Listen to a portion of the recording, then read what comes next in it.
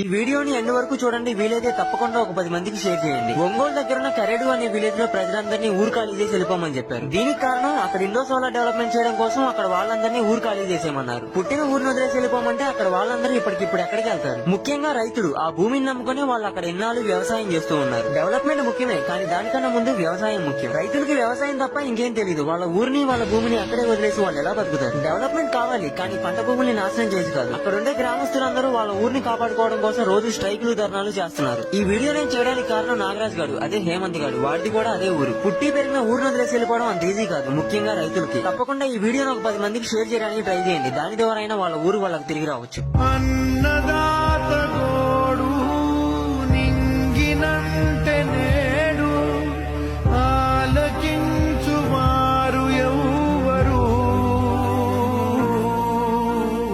నీరు నీరు నీరు రైతు కంట నీరు